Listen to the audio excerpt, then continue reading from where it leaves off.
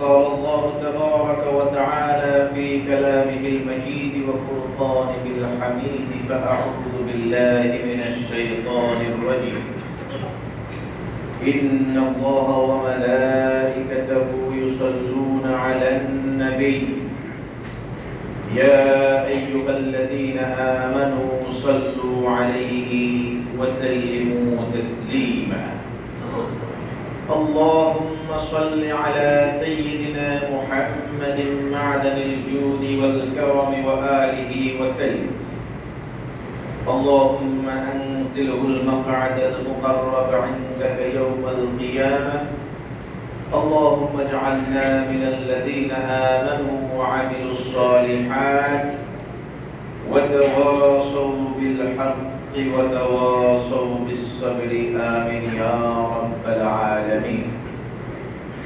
معزز محترم واجب الاحترام حضرات علماء کرام فضلاء عظام সম্মানিত মুসল্লিয়ান کرام, আমরা মহান আল্লাহ সুবহানাহু ওয়া তাআলার শানে শুকরিয়া গুজার হই। প্রত্যেকেই মনের গভীর থেকে সর্বোচ্চ সম্মানের সাথে সবটুকু আবেগ উজাড় করে দিয়ে বলি আলহামদুলিল্লাহ। রব্বানা লাকাল হামদ হামদান কাসীরান তাইয়্যিবান মুবারাকান ফীহি ইয়া রাব্বি লাকাল হামদু কামা ইয়ানবাগি بجلال وجهك وعظيم سلطانك آمين يا رب العالمين. حضرت ইব্রাহিম আলাইহিস সালাতু ওয়াস সালাম কাবা ঘর নির্মাণ শেষ করলেন, রব্বে করিমের কাছে দোয়া করলেন, রব্বানা তাকাব্বাল মিন্না ইন্নাকা আনতাস সামিউল আলিম وتب علينا إنك أنت التواب الرحيم. আল্লাহ তাআলা দোয়া কবুল করলেন। এরপর ইব্রাহিম আলাইহিস সালামকে বললেন ওয়াআদ্দিন ফিন নাস বিল হজ্জ। ইব্রাহিম কাবা ঘর নির্মাণ তুমি শেষ করেছো, দায়িত্ব হলো আবার মানুষকে হজের জন্য আহ্বান করো। ইয়াতুকা রিজাল, মানুষ তোমার কাছে এই কাবা ঘরে আসবে পায়ে হেঁটে পদব্রজ হয়ে। وعلى كل ضامر, এবং ক্ষীণকায় উটের উপরে সাওয়ার হয়ে তারা আসবে। মিন কুল্লি ফাজ্জিন আমিন, দূর দূরান্ত থেকে বিভিন্ন আনাচে কানাচে থেকে তারা এখানে এসে হাজিরা দেবে।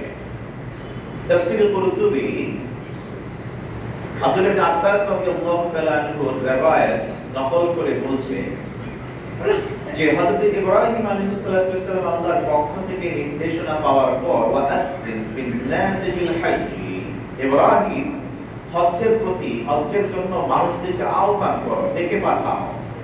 ইব্রাহিম আলাইহিস সালাতু ওয়াস সালাম বললেন ইয়া রাব্বি ওয়া মা ইয়াবলুগু সাউতি, আমি তো খালি মুখে ডাকবো, আমার এই আওয়াজ পৃথিবীর আনাচে কানাচে কি করে পৌঁছাবে?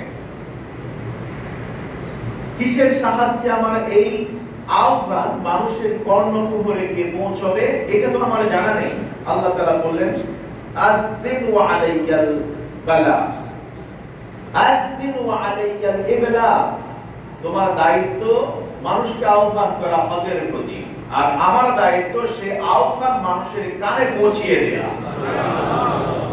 তাফসীরে কুরতুবীতে এসেছে হযরত ইব্রাহিম আলাইহিস সালাতু ওয়াস সালাম জাবালে আবি কুবাইসের চূড়ায় উঠলেন।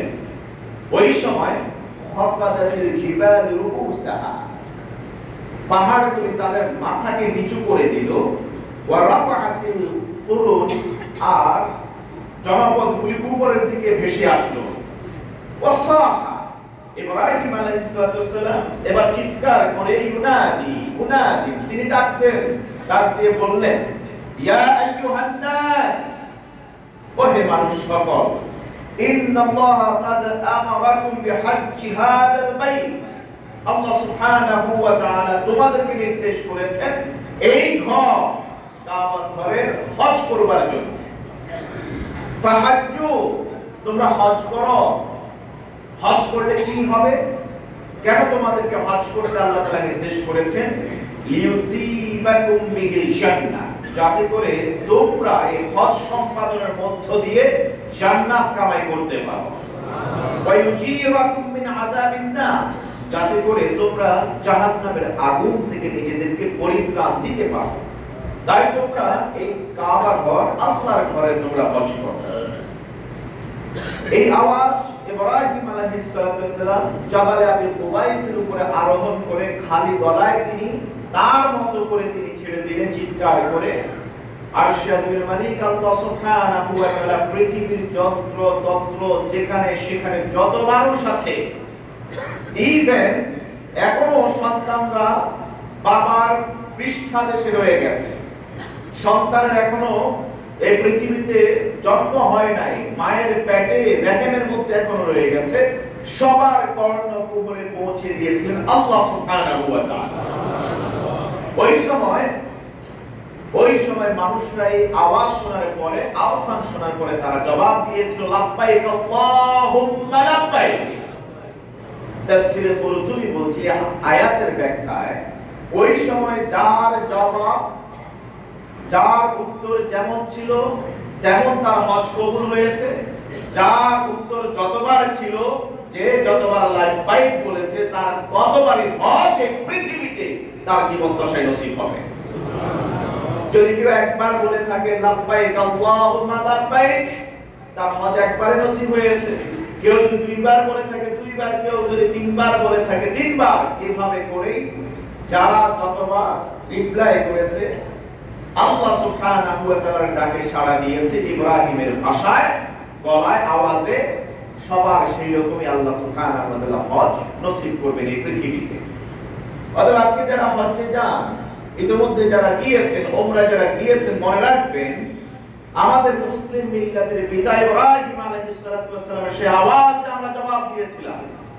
জবাব দেওয়ার কারণে আমরা ইতিমধ্যে যারা যাবার গিয়েছি আর যারা এখনো যেতে পারিনি, যদি সেই দিন আমরা জবাব দিয়ে থাকি, অবশ্যই মালাকুল মউত আমার শিয়রে আসার আগেই আমাদের আল্লাহ সুবহানাহু ওয়া তাআলা হজ নসিব করবেন।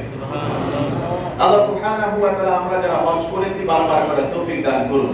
আমিন। যারা এখনো পর্যন্ত যেতে পারেনি, আল্লাহ সুবহানাহু ওয়া তাআলা আমাদেরকে অন্ততপক্ষে মৃত্যুর আগে হলেও একবারের জন্য তার হজ্জে বাইতুল্লাহ আমাদের জন্য নসিব করুন। আমিন। মুআজ্জাজ হাফেজ, হজ একটি সফরের নাম, যেখানে আর্থিক খরচ হয়ে থাকে, শারীরিক কসরত হয়ে থাকে। হজ, উমরা আল্লাহ রাসূল সাল্লাল্লাহু আলাইহি ওয়াসাল্লামের নির্দেশনা মোতাবেক যদি সম্পাদিত না হয়, এই হজ উমরা আল্লাহর দরবারে পৌঁছায় না। হজ সম্পাদন করা সামর্থ্যবানের উপর ফরজ, অতএব হজ্জের জ্ঞান অর্জন করা ফরজ, কারণ নবীজি মুহাম্মদুর রাসূলুল্লাহ সাল্লাল্লাহু আলাইহি ওয়াসাল্লাম বলেছেন খুযু আন্নী মানাসিকাকুম, হজ্জের উমরার বিধানগুলি তোমরা আমার কাছ থেকে গ্রহণ করো। আমি যা যা করেছি, যা করতে বলেছি, যা করতে দেখেছো শুনেছো, ঠিক সেভাবেই তোমরা হজ করবে। নিজের মন গড়া একটা পদক্ষেপও সেখানে তোমরা দেবে না। তোমাকে মশা কামড় দিয়েছে, আমি নিষেধ করেছি মশাকে ওই সময় মারা যাবে না, তুমি তাকে তাড়িয়ে দেবে। তোমার গায়ে দুটি পোশাক আছে, সাদা পোশাক, সেলাইবিহীন। মনে রাখবে, সাদা পোশাক পরিধান করা মানেই হলো তুমি আর মানুষ নও, তুমি জীবিত নও। তোমাকে জ্ঞান করতে হবে তুমি ইন্তেকাল করেছো, তুমি এখন কবরে শুয়ে আছো, তোমার কোনো ক্ষমতা নাই। তোমাকে মশা কামড় দিয়েছে সেটা তাড়াতে পারবে, মাগার মারতে পারবে না, মারলে তোমাকে দম দিতে হবে। তুমি তোমার মতো করে মেরে ফেলবে না। আমি যেভাবে বলেছি, যে কদম রাখতে বলেছি, যা করতে বলেছি, আমার প্রিন্ট দেখে দেখে তোমরা হজ সম্পাদন করবে। আমরা আফসোস 7 লক্ষ, 8 লক্ষ, 10 লক্ষ টাকা খরচ করে আমরা হজ করতে যাই, মাগার হজ্জে কখন, কোন দিন, কোথায়, কিভাবে, কি করতে হবে, কোথা থেকে শুরু করতে হবে, কোথায় শেষ করতে হবে, কোথায় ফরজ, কোথায় ওয়াজিব, কোথায় মুস্তাহাব, কি কোন জায়গায় যেতে হবে, যেতে হবে না, কি বলতে হবে, বলতে হবে না, আমরা ঠিক থাকার কোনো বিষয়ই জানি না। হজ করতে আমরা চলে গিয়েছি। এই জন্য ওলামায়ে কেরাম বলছে হজ সম্পাদন করা যেহেতু ফরজ, হজ্জের জ্ঞান অর্জন করাটাও ফরজ। আমরা কয়জনের হজ্জের জ্ঞান জানি, হজের বিধানগুলি আমরা জানি? আজকে ইনশাআল্লাহ তাআলা আমরা এই অল্প সময়ের মধ্যে যতটুকু সম্ভব আল্লাহ তাআলা যদি সময়ে বারাকা দেন, হজ এবং উমরা বিধানগুলি আমরা সুন্দর করে স্পষ্ট করে তুলে ধরবার চেষ্টা করব সংক্ষেপে। আল্লাহ সুবহানাহু ওয়া তাআলা আমাদেরকে এই বিধানগুলি জেনে আল্লাহ সুবহানাহু ওয়া তাআলা আমাদেরকে বাস্তবে আমল করার সেই সুযোগ তৈরি করে দেন, সকলে আমিন। আপনারা অনেকে ভাবতে পারেন যে আমি তো হাজী নই, হজেও যাচ্ছি না, তাহলে এই জ্ঞান আমার কি কাজে আসবে? যত জ্ঞান আপনি ধর্মীয় জ্ঞান অর্জন করবেন, এই ধর্মীয় জ্ঞান অর্জন করার জন্য ইচ্ছা করার সাথে সাথেই আপনি জান্নাতের পথে হাঁটা শুরু করলেন। মান সালাকা তরিকান, যেই ব্যক্তি, বিশ্ব নবী সাল্লাল্লাহু আলাইহি ওয়াসাল্লাম বললেন, যেই ব্যক্তি ইলমের পথে পা বাড়ালো, জান্নাতের দিকে আল্লাহ তাআলা তাকে নিয়ে যাবেন। হয়তো আপনার এই বছর কবুল হয় নাই, আপনি যেতে পারছেন না, হতে পারে আপনার ইনটেনশনের কারণে আল্লাহ তাআলা আগামী বছরই আপনাকে ডাক দিতে পারে। প্রত্যেকেরই সময়, কারণ আপনার কোটি কোটি টাকা আছে বাজারে, আরশের মালিক যদি আপনাকে স্যাংশন না দেন, অনুমোদন না দেন, আপনাকে যদি আহ্বান না করেন, অনুমতি না দেন, আপনার জীবনে হজ করা সম্ভব। আমরা বহু অর্থবিত্তবান মানুষকে দেখেছি, কোটি কোটি টাকা এদিক সেদিক করেছে, কিন্তু তার জীবনে হজ খরচ হয়েছে, হজ সম্পাদন করে যেতে পারে। বহু মানুষকে দেখেছি কোনো না কোনো একটা উৎকোচ ঝামেলা সামনে চলেই আসে, যার কারণে আর যাওয়া হয় না। অতএব হজ করবার জন্য ইচ্ছা সবচেয়ে বড় জরুরি। আপনি কতটুকু ইচ্ছুক হজ করবার জন্য?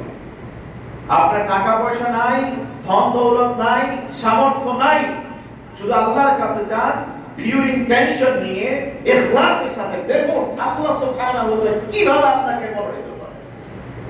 আমাদের তো এরকম বহু ইনস্ট্যান্স আছে, টাকা পয়সা কিচ্ছু নাই, হঠাৎ ডাক এসছে, কোনো একটা আহ্বান করেছে যে একটা সিট ফাঁকা আছে, যাওয়া যেতে পারে, পাসপোর্ট রেডি আছে কিনা, চলো যাওয়া যাবে।